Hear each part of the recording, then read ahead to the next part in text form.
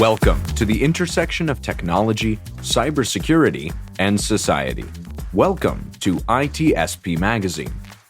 You're listening to a new The National Blast podcast with Keenan Skelly. Join Keenan and guests as they blast you to a place that is certainly not boring, yet still giving you highlights from areas in cyber where key policies and legislation are needed, exist, but aren't enforced, or no one is even talking about it. Knowledge is power, now more than ever. V-Armor enables organizations to protect their data, digital assets, and themselves through a complete understanding of all applications and identities, and the information relationships between them. Every application, every user, every data element. Learn more at varmor.com.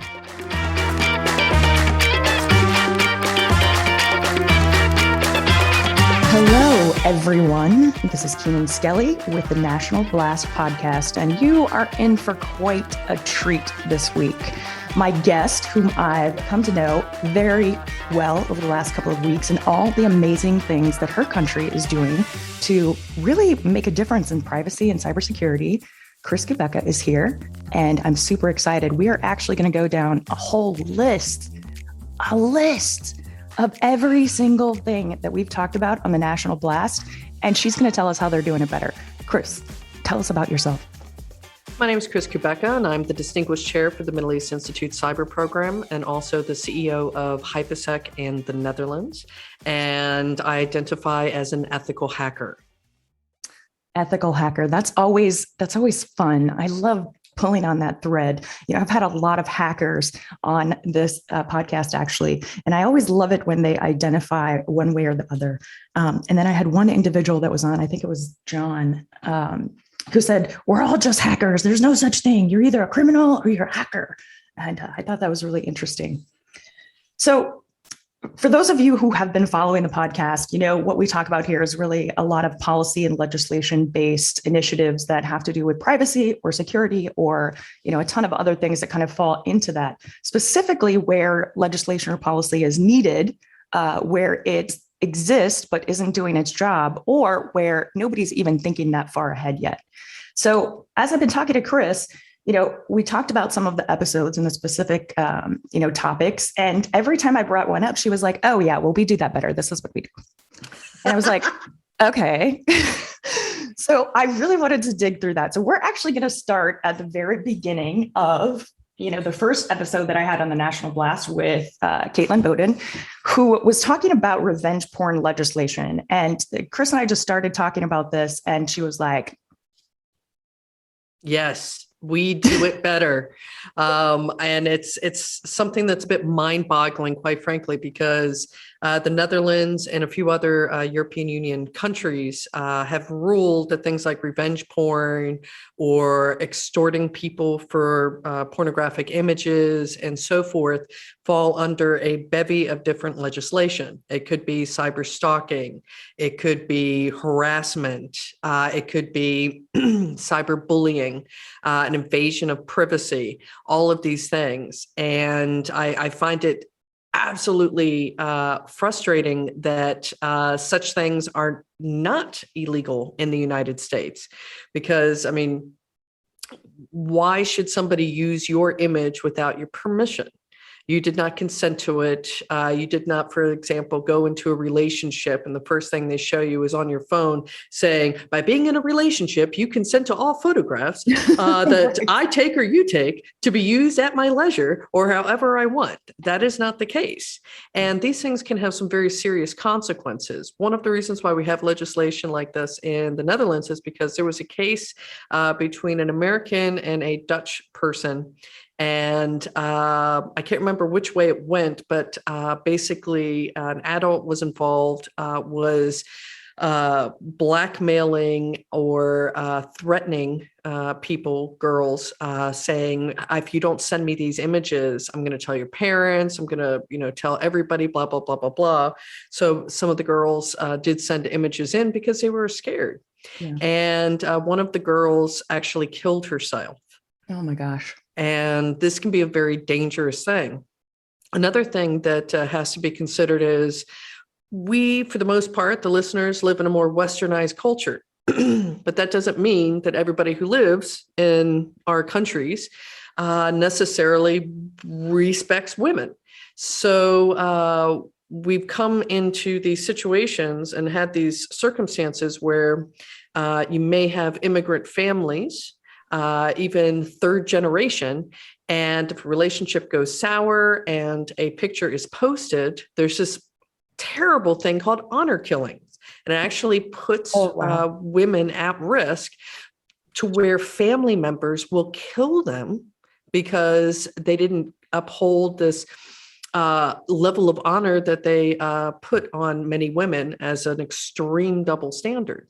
That's horrible. I mean, that's just absolutely horrible. And, I'm sure that probably happens in the United States also, but because we're not even looking at that problem at all in terms of federal legislation, we're not actually getting any data about the depth of the problem. And I really appreciate, your view on that. And, I'm just saying, USA, we can do well, better. Gentlemen that are listening and that may have some pull with this and with their friends and so forth, remember, would you want your ex-girlfriend showing off a picture of your wee-wee and maybe even photoshopping it to make it look really small and then plastering it across different types of social media or sending to your family and friends?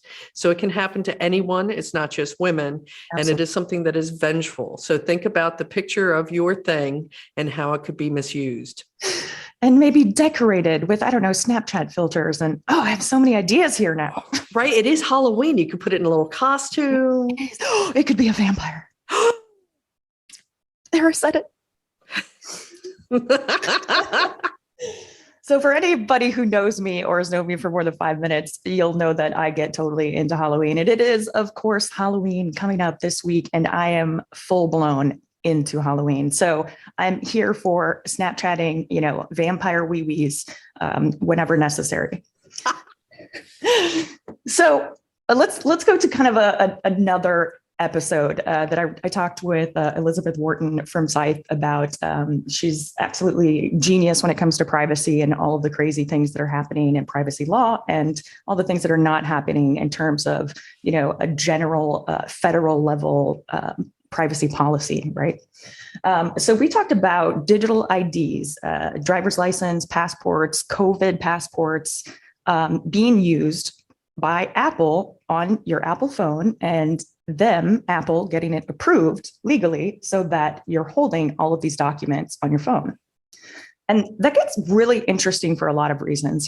One, obvious, the general privacy parts of this where, putting that kind of detail on your phone. What happens if you run out of juice and you lost your charger and now you don't have your ID? Do you get arrested? Do you get, what happens then? What happens if you're in a car accident and you are not capable of opening your phone, but the police officer holds it up to your face and it opens. And now they have access to everything on your phone. So if you were doing something, let's say shady, that caused you to get in an accident, well, now you've just handed them all the details and said, here you go, investigate at will, along with everything else that's on your phone. So there's a lot of thoughts, and feelings about this. People want more convenient. They want things that are easier to use. They want most generations below me want everything to be super simple and, on this thing right here, this iPhone. But there's the rest of us who've kind of grown up in a different world and different perspective, especially in Europe, that don't see it that way. Tell me a little bit about what that's like over there. Well, I think it goes back to World War II and after World War II, where, for example, unfortunately, the Nazis, when they took over various countries, countries then were even using various technology, such as punch card technology, and they would register their citizens and register their information all the way back to their grandparents, which included things like religion, ethnicity, etc.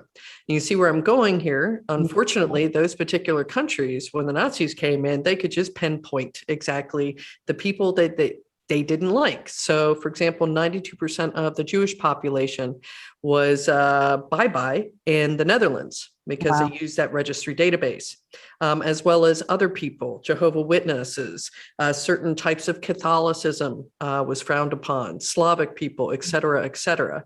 And they were just given this open book of, ooh. Yeah. And Who do we want today? right. And this system was actually, I won't mention the name of the company because many of you probably know, but it was a US tech company that provided the computing power for this. And it's very problematic. Then after World War II, when the Soviets expanded into a large part of Europe, then you had the situation like in Eastern Germany, where the Stasi was around, and it was the secret police. And they estimated that even if you didn't work for the Stasi, you were expected as a citizen to report to the Stasi. So 1 in 3 people in East Germany either worked for or collaborated with the Stasi, talking about what did the neighbors argue about? Who did you see with this person? No one could trust anybody. No one felt any privacy. And imagine living in that type of surveillance state 24/7. Oh, yes. So it can give you the shivers. And And Americans really have never been through anything like that. They just haven't. I mean, I would say the closest to that was probably the Cold War, where, everything was information, information, information. But compared to World War II, compared to, the example of Germany, it's just not even in the same ballpark in terms of the level of surveillance, what they know about you, what you're doing, when you're doing it, who you're doing it with, everything. And I think Americans often take that for granted, which is why we see generations now who don't understand why privacy is important and why they shouldn't have everything on their iPhone and why they shouldn't spend their entire lives in front of the video camera, on Snapchat and all of those other types of things, because they just don't get it. Yep. And another thing to consider is you never know who might be in power next. So if, for example, Apple wants to ensure that they can still do business in a particular country, and that country switches power and they go, if you still want to sell your devices here, you have to share all the data on our citizens and people, even visitors within our borders. Trust me, it's already happened, including with Apple in certain countries. So suddenly your life, what you thought used to be legal, suddenly is not. If we look at the Iranian issue where women could wear bikinis before, and now if you get caught with a picture of you without a hijab, you can be arrested and tortured and disappeared. And the same kind of thing happening in Afghanistan now. 3 months ago, women were teaching at university and going to class, and now that's illegal and punishable by death. So the international, political climate is always changing, and it always will be changing. And while the West continues to really push on technology for the idea of freedom, for the idea of freedom of information, for the idea of, let's make life easy, they just don't take into account what else is out there, what else could be done with this. And that, I think that's been, something that history has learned over and over again. You have Albert Einstein working on the H-bomb and then in retrospect saying, wow, that was a really bad idea. Yeah, because we can't tell the future, but we have seen instances where we can go by and go, this kind of happened in history. I mean, history doesn't repeat, it rhymes, but maybe we should take a look at it because the same type of thing or something similar could happen here. So maybe we should, I don't know, have some regulations, have some policy, think about what'll happen if it does happen and plan accordingly. And this is where Americans are totally different than the rest of the world too, is as soon as you say regulation, as soon as you say law, as soon as you say something like that, our inner roots, our rebel ancestors who were like, no, we don't want to be a part of this. We don't do this here. We don't want anything. We want no taxes, and we want to have guns, and we want to do all the stuff. That's what comes out in us. And we're like, no, I don't have to do that, except that you do. And, over time, things that are really required for safety purposes are eventually regulated. Like, the car, when the first automobiles came out, they weren't regulated. You could drive wherever the heck you wanted to. And there weren't roads. So, anywhere you wanted to was pretty much anywhere. But eventually they said, okay, this is getting dangerous. People are getting killed a lot. People are driving really intoxicated during Prohibition, and you're not even supposed to be drinking, but we need to do something about this. And then now we have regulations and laws around what you can and can't do in a motor vehicle. You have to be licensed to operate a motor vehicle. Now, when you say that to some people who think that regulation is just absolutely horrifying, they're like, oh, okay, well, that makes sense because that's for safety. Well, that's usually what regulation is for the general safety of, the population. But it's an interesting argument to get into. Yeah, definitely. I'm a big believer that privacy equals safety and security. And also, do you really want to trust a particular tech company to know everything about you? And of course, they're going to sell that data to marketers. And also, what happens if they get hacked? And then there's an entire database dump with your medical history. Maybe you got an STD check and you're married. Yeah, I had another episode with Liz recently about Amazon Astro, and this is exactly what we're talking about. And you and I have talked about this before, and I've talked about this with others.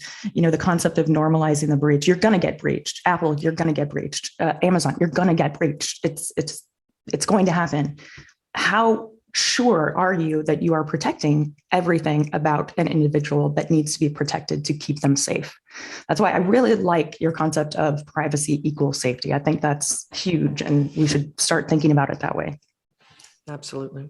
So the next one is very specific about the CFAA, and we're going to save that to last because I've got a solid 4 episodes on this, and I know you and I can talk about this for a hot minute. So we're going to skip that one for now and go to privacy and AR, VR, and XR with Suchi.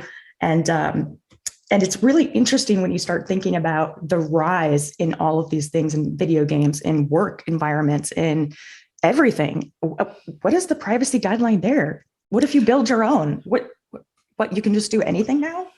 Well, in the European Union, not quite. You still own your biometric data. And if another company is holding it, like Facebook Oculus, then you have the right to access that data. And I think that's important because more and more, we might be here, but imagine an entire digital identity built around what you like, where you surf, and your biometric data. We've already seen Microsoft apply for a patent on making a chatbot after you are dead, using all of your information to then interact with people. I'm pretty sure I saw that episode of the Black Mirror, and it didn't end well. It did not end well. And unfortunately, that's the way it is. And I remember years ago, I met Charlie Brooker at the All-Party Parliamentary Group on Artificial Intelligence. And we were at a party, and one of his comments when I asked him about Black Mirror and the technology goes, when I thought about it, I didn't think it would actually kind of come to fruition. I thought it would just be a little too far-fetched, but almost everything is actually coming to fruition. Star Trek said that back in the day, way back in the day. They said, you know what, this is all fiction, right? These things aren't possible. And now here we are today living with the very things that somebody thought were going to be absolute just nonsense forever. And that's how science works, is people are inspired. That's how technology works. People are inspired by the things around them. And yeah, of course, people are going to do shady stuff with it. They just are. That's what they do. Yes, unfortunately, human nature is, how can I take advantage of a situation to benefit me? Even in business speak, we talk about the word exploit. Let me exploit that opportunity. It isn't just hacker speak, but MBAs use it all the time. Oh my! I'm not. You can't see me, but I'm nodding my head fervently right now because of this. Okay, so that was a really interesting one, and I'm glad to know that there are people, elsewhere in the world who are thinking about the consequences of this, especially this digital identity. I don't know if you were ever a Battlestar Galactica fan. Oh, yes. Did you see Caprica? Yes. Oh my gosh. Every time I hear that, every time I have that conversation, I think of Caprica and suddenly this whole digital world being created. And I know a lot of people think that would be super cool, like totally Ready Player One.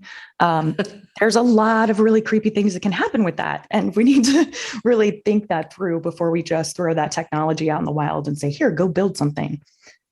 Dangerous. Yes. It's like leaving a bunch of scissors around with kids unattended. You know they're going to run with those scissors. Yeah. You can't stop them. No. You should know better than to put the scissors right there. So the next kind of episode I did for Black Hat for the ICS Village with Bryson Board, I was talking about all of the great things that the ICS Village particularly is doing, along with some other organizations like GRIM, really working to ensure that when it comes to SCADA systems, when it comes to OT, that there are processes in place, that there are hackathons, that we're constantly thinking about these issues. And I'm dying to know how you guys deal with ICS security. Well, it's quite interesting. So for the most part, there's a good deal of public-private partnership. There's been a requirement in the Netherlands that companies of X size or make a certain amount of money, and the threshold's kind of low, that they must have a responsible disclosure program. And in addition to that, the telecommunications companies, which all of this stuff will connect to, actually can alert and tell them, hey, we can't disconnect you, but I'm telling you right now, we don't really want you to keep connected with the way this looks. And we see that this is, very dangerous. And so they have the ability, the freedom, since this is an American show, to be able to do that. So it's skewed a bit differently. And also, even though there's a good deal of infrastructure and OT that is privately owned, there's also a lot that is publicly owned. Mm-hmm. So I think that helps a bit more. And there's this thing called regulation. No, you didn't say it out loud. It's, around Halloween. I want to scare everyone. Well, you didn't scare me. I wonder how many people in real life listen to this and then jump back. I know. So here in the US, it's really interesting. And, I did work at DHS for a while, and I've spent a lot of time with critical infrastructure in my lifetime and doing assessments and, trying to come up with a way for private public partnerships to really coexist. But it's the same kind of mindset that we talked about before in American world, where you start talking about regulation. This is going to affect my business. And I understand that as a business owner, that as soon as you start making me do things for security, making me do things for protection, that's money that I can't spend on giving raises to my employees.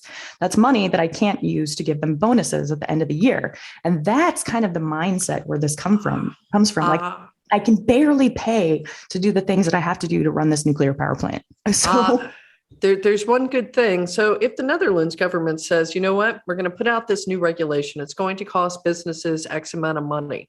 And to make sure that it's done, we're going to give your business the same amount of money that it will cost to implement. So you don't have to, lay off people. You don't have to pretend you did it with a fake self-assessment. It's like buying a fake COVID vaccine card. Right. So they actually I just drew mine in crayon. Right. Yeah. Right. So when they pass that, they have to do a study and talk to private industry and go, okay, we think it's going to be X amount of money, but in order to do this and put this regulation in, we actually have to earmark the money and then help businesses pay for it. Absolutely. I hope everyone in the Washington, D.C. metro area is listening. This is so important. I talk about this on the show all the time about the carrot and the stick, and fining people indefinitely is not going to work. I mean, eventually they'll just say, okay, whatever, we'll get insurance to cover the fines, right? But if you give them something to mitigate what they're losing, that it makes all the difference in the world. And I think that definitely applies when we start talking about critical infrastructure, when we're talking about how, and we're going to talk about here in a few minutes, breach verification reform, how these kinds of things can be balanced out so that everybody wins.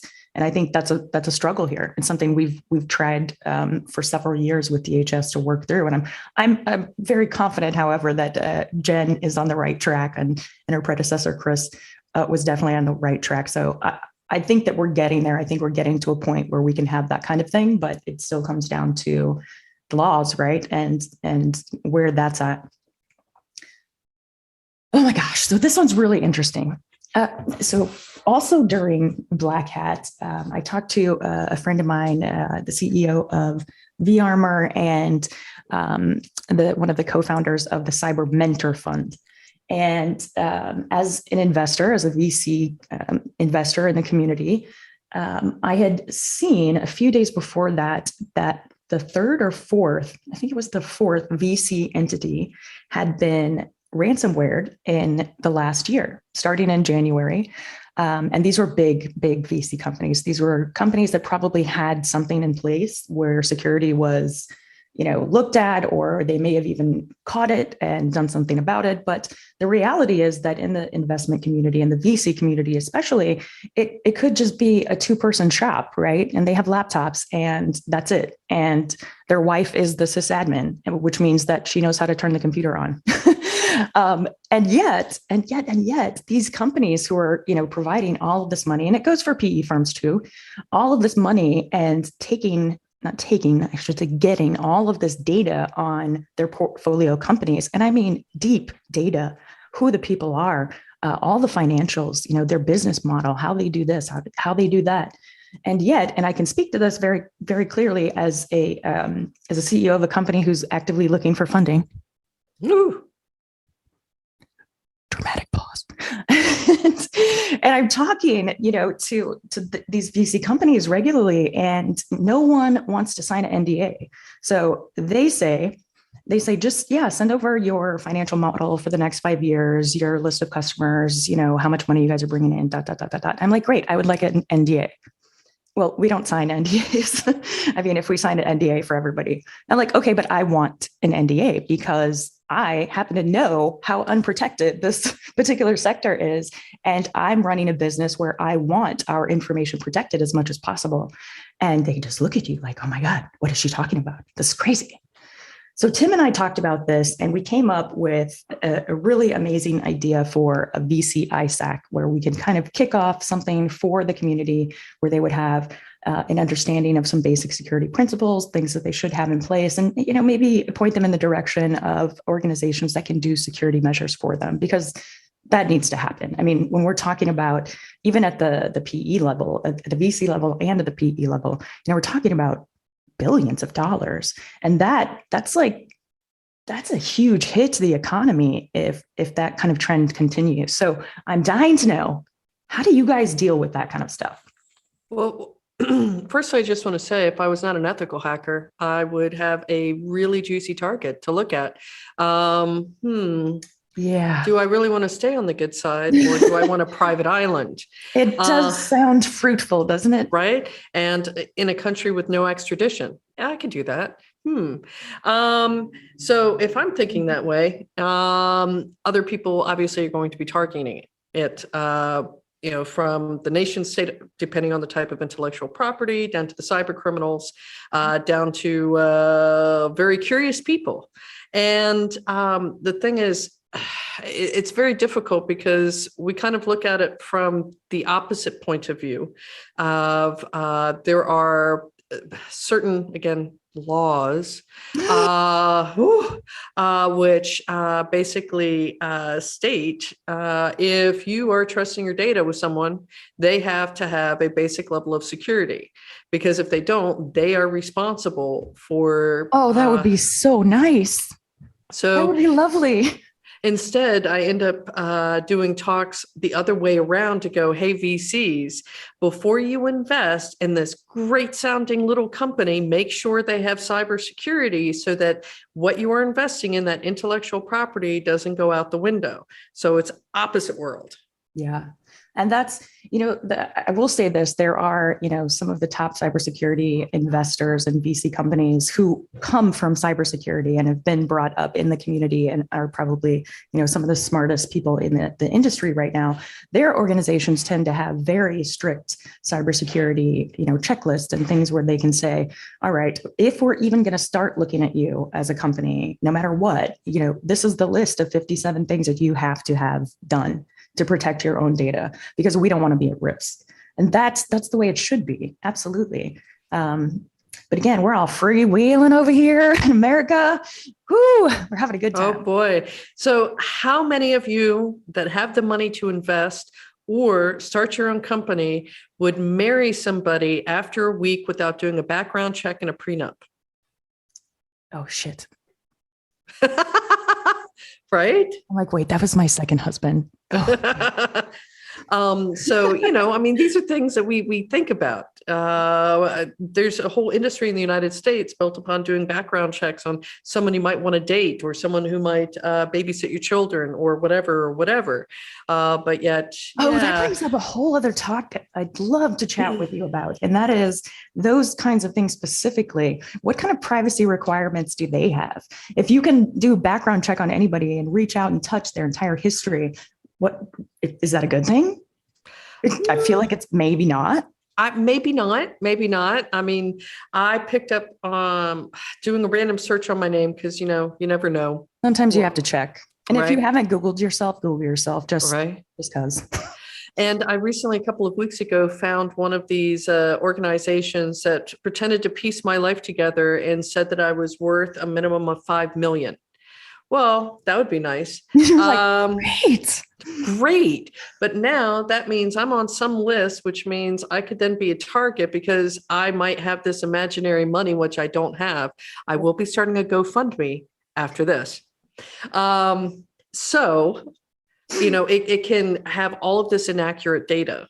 Plus, it can give away information that you don't want to be given away, such as who needs to know who your children are, who needs to know about your elderly mom listed as 95 years old in the house next to you, because guess what? I'm going to try to tell them that they have a virus on their toaster. Did these people not see Sleeping with the Enemy? I mean, I feel like, just seriously, go watch the movie. You'll get a little bit of an idea about how protective you should probably be about some of your stuff. Yes. So I find it very strange that in the US that's allowed. In other places it is not for obvious reasons. Yeah.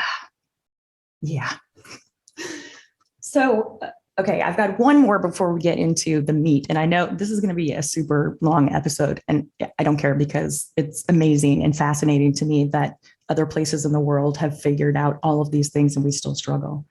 So, did we talk about international coordination? I don't think. Not yet. So, another one of my favorite episodes with Andrea Little-Limbago. We talked right after the G7 about all of the things that kind of came out of that, right? And how international cooperation for cybersecurity was going to be really ramped up. And, some folks, some, nation state leaders threw out the words hackback and, things happened and requests were made and. So what we really talked about was realistically, how's that going to play out with the US and the rest of the world? And there's a lot of questions there because there's a lot of, as we've talked about already on this episode, there's a lot of perception differences between what is privacy and what is security and what should be shared and what shouldn't be shared. And how do you fuse that into the European kind of thinking? So we had all of our ideas, and you should definitely go listen to that episode, but I'm dying to know how you guys actually do international cooperation, especially when it comes to cybersecurity. Well, now we've got, obviously we're more like a federation inside the European Union, and some countries are a federation inside a federation. So it can be very interesting, but the European Union has been trying to work more with the US, and in a previous administration, they were not too hopeful that there would be a lot of joint cooperation. I helped with the EU NATO cyber warfare exercises in Brussels a few years back, and we actually had part of our script written a letter. We could not find anyone in time to do the voice of the president,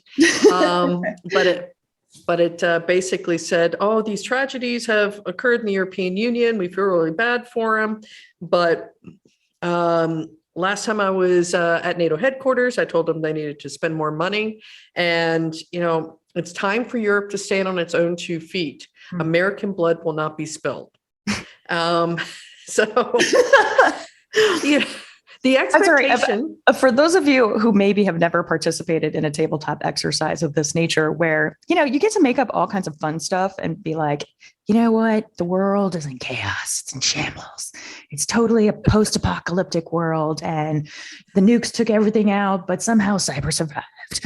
Really a lot of fun. And I highly recommend any policymakers or lawmakers out there that if you have not participated in a cyber tabletop exercise, please do so. Contact me for more info.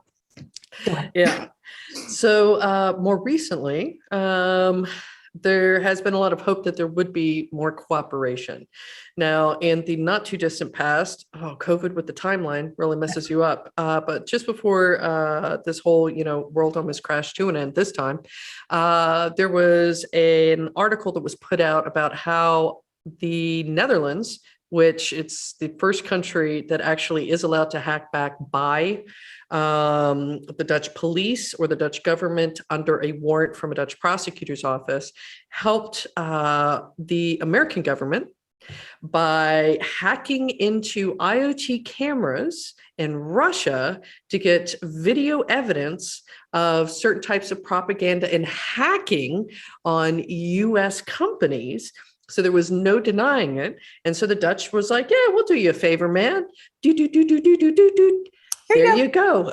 Video evidence, baby. Everything that you just said is magical to me. It's absolutely magical. And it goes, to one of the other things that really drives me crazy in this space. And we won't talk about it today, but maybe another time we'll we'll chat about it. And that's the extradition, right? Being able to get evidence, being able to get people to talk to. And it's interesting to me that as America, we're typically very, I'm not sure I want to use that word.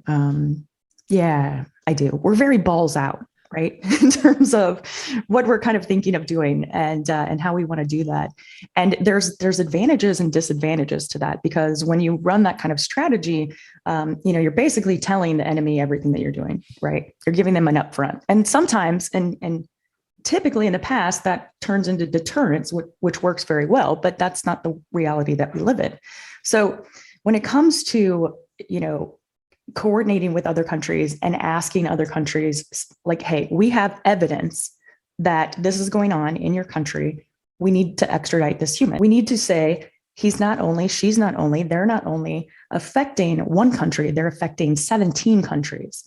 And that is having an impact on the global economy. And we, as global, entity, we need to get better at that cooperation. That's where I see this really break down when it comes to how the US is engaging or had been engaging previously. But I think we're getting better on that. I know, last week, it might have been the week before because COVID time, but there was the White House meeting with a lot of tech folks and international community folks and IC folks to really talk about what extradition looks like for a cyber criminal. What are the key issues? What are the points? How many countries do they have to have hacked? Is it a dollar number? What is it? And they're starting to kick off those conversations. So I'm really excited to hear that. I'm really hoping that that comes more quickly than some other things that are being worked on. Right, because if you disincentivize a criminal and there's not that many places to hide, then people are going to be like, maybe I can't buy that private island in a non-extradition country by hacking into a VC and stealing all their stuff. Exactly. So why don't you wait till I do that? And as long as it's not grandfathered in, all right, I'll support you. Heads up before. And that's exactly what happens. I talked about this in a previous talk this year about how there are massive, massive cyber criminals who know this very well and are in countries specifically because they know that they're not going to get extradited. But above and beyond that, the countries themselves won't do anything to arrest them because they're not attacking the homeland, right? They're not doing any threats to that country in which they're living. So why would they? As soon as they extradite, then they're open, they're free game. And it's creating a very interesting, almost semi-state sponsored kind of reality in cybersecurity. And that's not cool. Not cool at all, man. Okay. We are now getting to the good stuff. Ooh! Breach verification reform.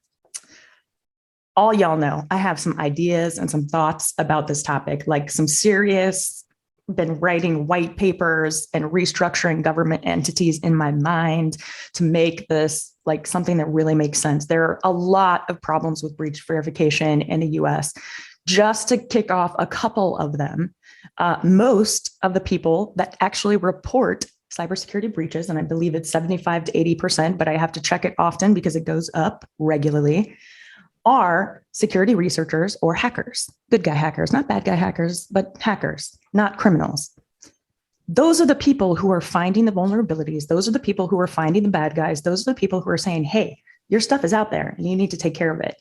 And yet, due to, at this point, ancient regulation, the CFAA, they can be prosecuted. So right now in the United States, there's this whole like drama and trauma around having a breach.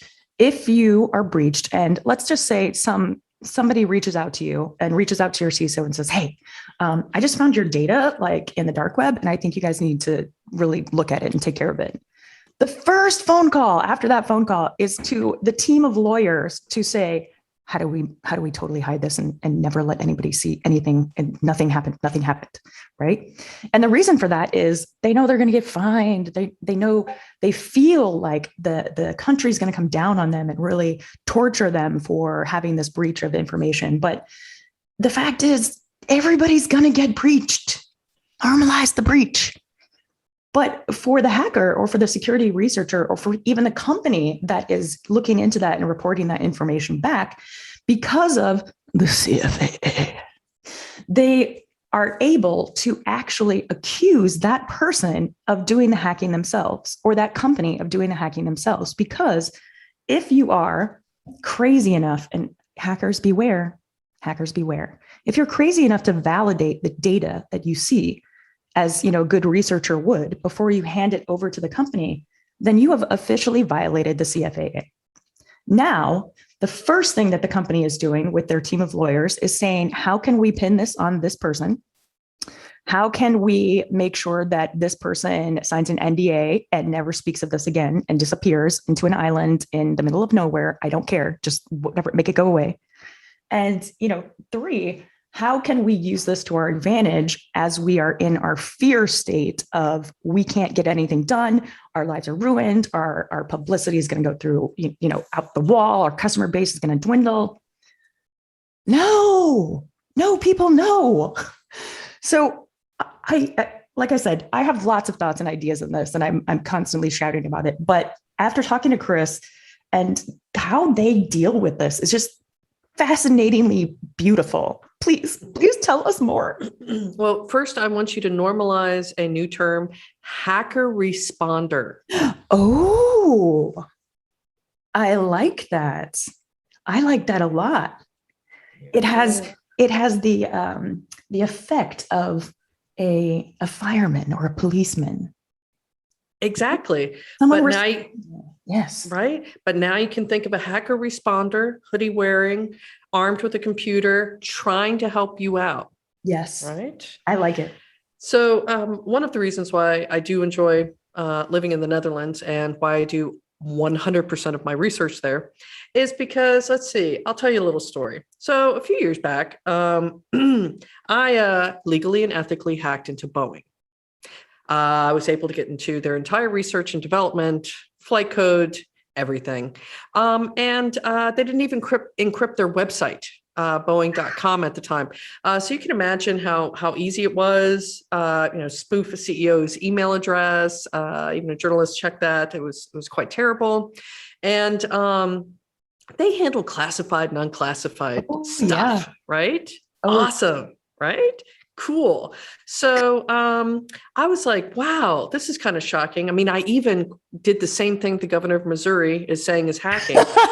I right-clicked. Tell me and I read the HTML source code on the aviation ID system, and I found a comment from the programmer that says, I have no idea what this does. It just says null, which meant that they didn't escape special characters on the sign-in for the aviation ID system, which is where you download stuff as a technician to then upload to, I don't know, an airplane, to upload the, control software, little things. Nothing major. Nothing major. Oh, goodness. So I wrote up my report. I had tried to get a hold of them, was completely unsuccessful. So I went to Twitter and I said, hey, does anybody know anyone at Boeing? I'm going to be doing this talk at the ICS Village. And I'd like to really get a hold of somebody because it hasn't been very successful. So then I got contacted immediately. And they were like, hey, let's talk. And I thought I thought that I was talking to an ISAC. Unfortunately, the aviation ISAC is actually kind of owned by Boeing and run by Boeing employees. So I was not aware of this, but I was given the heads up, don't talk to them. I was like, okay. So messages started streaming in, and then US CERT contacts me. They're like, yeah, anyway. They sent me an email basically saying, if anyone bullies you, please tell us their name. We're going to turn it into a teaching moment for Boeing. Oh my goodness. So this was after 2 planes had dropped out of the air, killed over 300 people, all good times. All good times. Right. So when I wrote my report, I put in the heading, the introduction. I've done all my research in the Netherlands. I'm a Dutch resident and I have abided by Dutch law. And I'm responsibly disclosing to you in a secure manner. And US CERT's like, why don't you give it to us first? Because we're going to make sure certain things are fixed. The next thing I found was that Boeing had a holding company in the Netherlands, which we have all these weird tax things, right? So they were putting their money through the Netherlands so that they barely paid any taxes. But because of the amount of money that they were putting through, they fell under Dutch law, which stated that they had to have a secure manner for responsible disclosure. And so I put that in the report as well. So it was, very we like to say thorough. Dutch. Some people say blunt, but I ain't going to jail for this, man. So US CERT worked with me. Boeing was not pleased. And and here come the lawyers. Right. So I'm in Vegas, right, there for Hacker Summer Camp and trying to have a good time. And I even got a couple of roommates in the hotel room because, you're all sweaty hackers. It's fine. And so Boeing employee actually came to my hotel and tried to get me to sign a non-disclosure agreement. Oh, my God.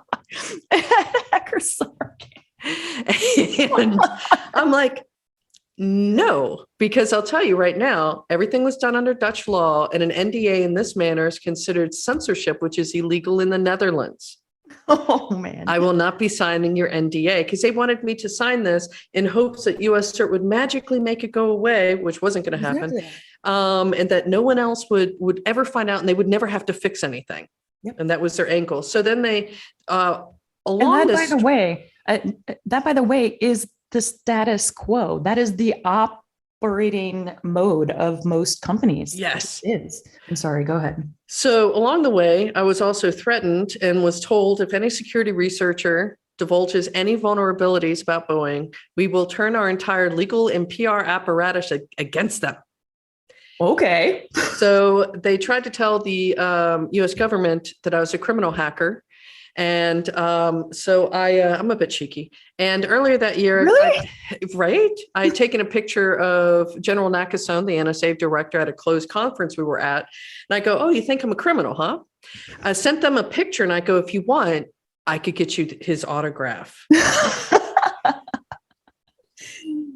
So I bet that went over well. yeah, you can't see it, but I'm cranking this particular middle finger up right now. Totally. So, that I have the freedom. I was following the law in the Netherlands. I could never have gotten away with that in the United States. Oh, no.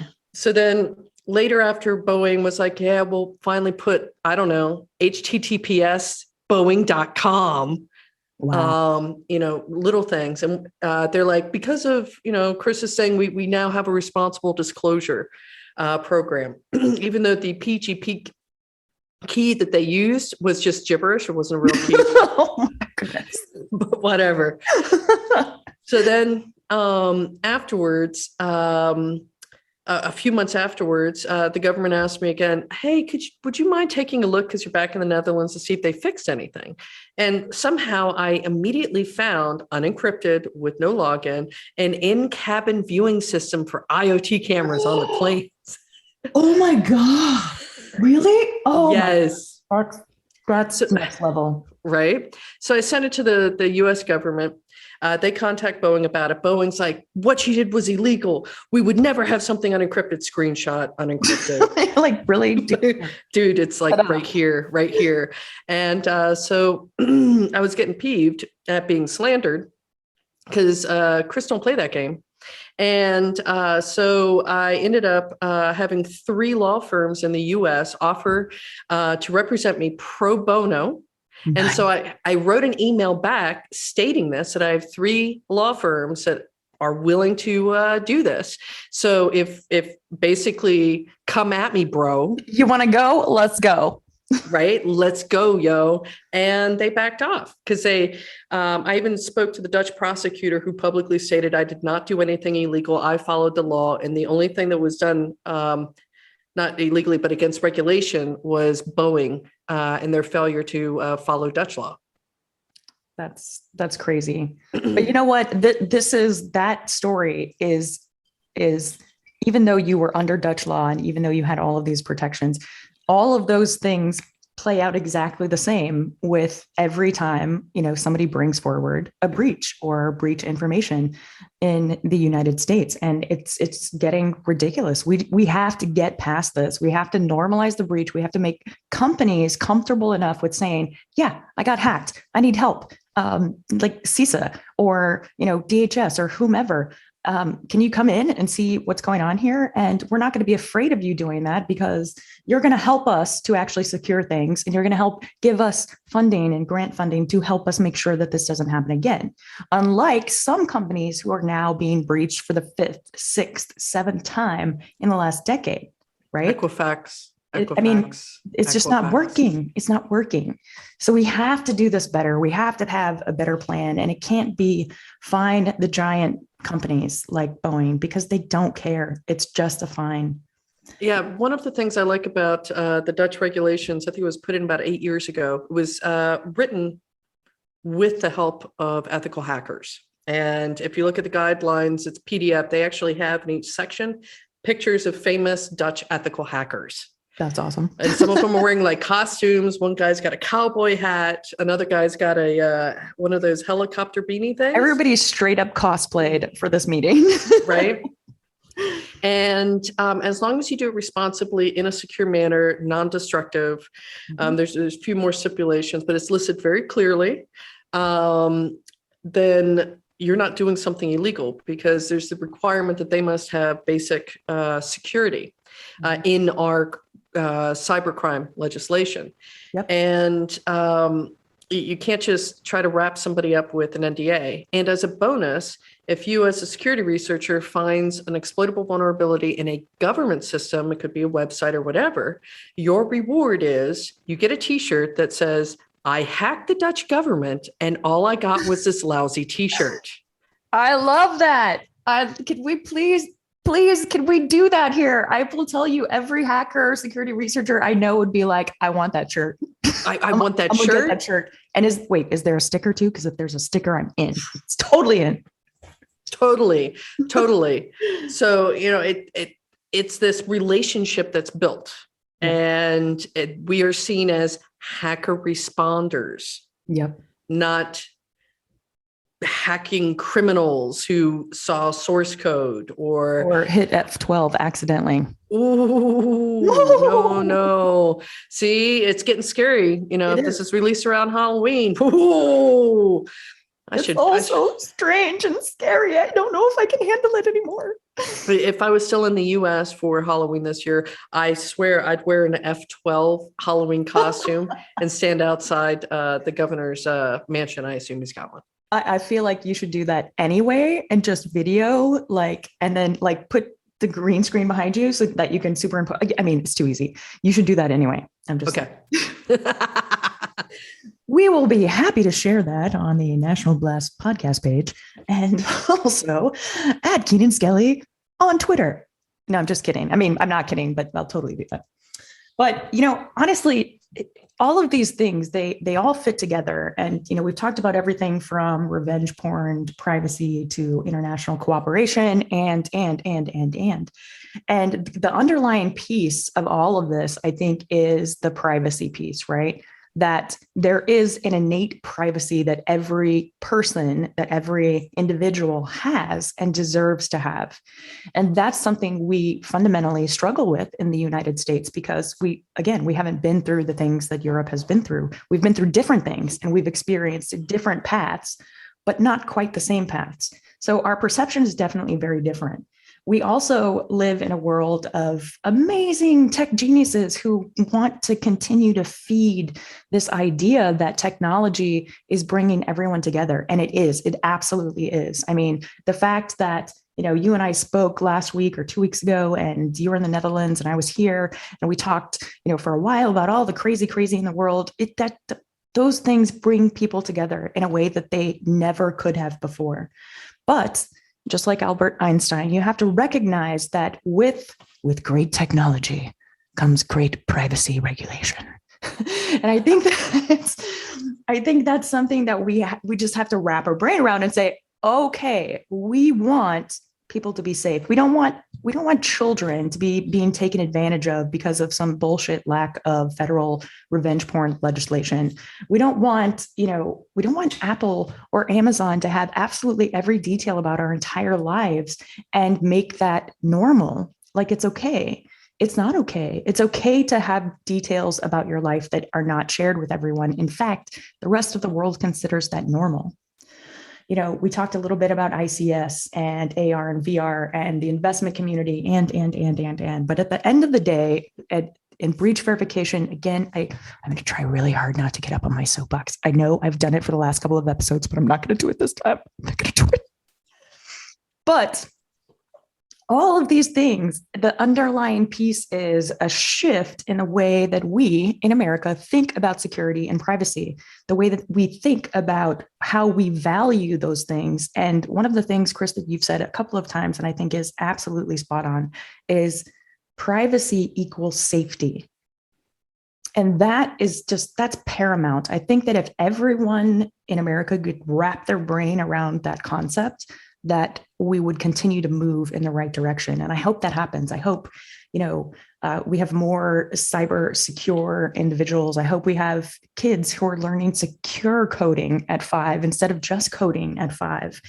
I hope that, shameless plug. I've been trying to get Lauren Michael from SNL to get Cisa Jen and Chris Krebs on. And I called you out. I haven't forgot about you. We're going to make this happen because this is the end of October.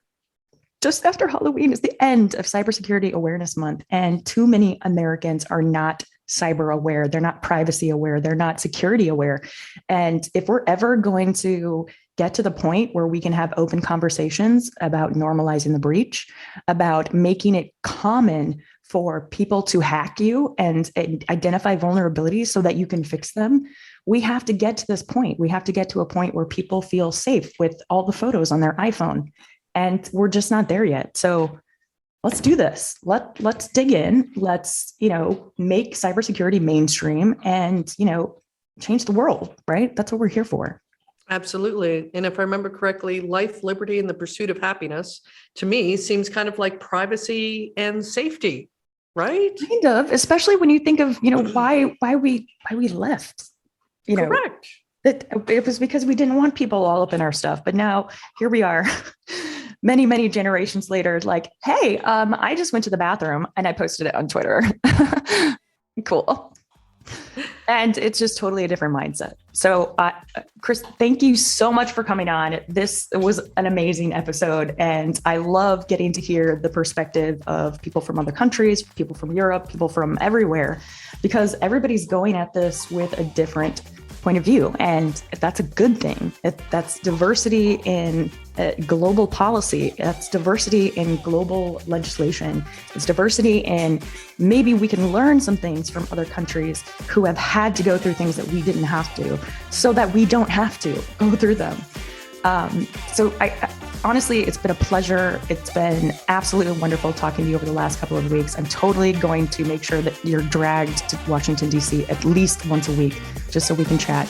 Actually, wait, I've never been to, no, I have been to the network. We'll talk about that later.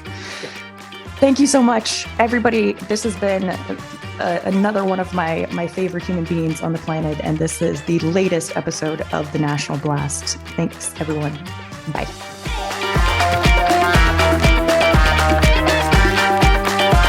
V-Armor enables organizations to protect their data, digital assets, and themselves through a complete understanding of all applications and identities, and the information relationships between them.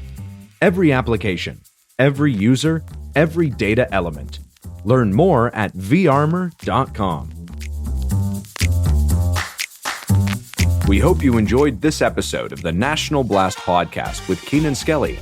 If you learned something new and this podcast made you think, then share itspmagazine.com with your friends, family, and colleagues.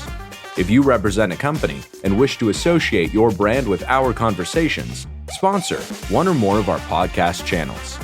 We hope you will come back for more stories and follow us on our journey. You can always find us at the intersection of technology, cybersecurity, and society.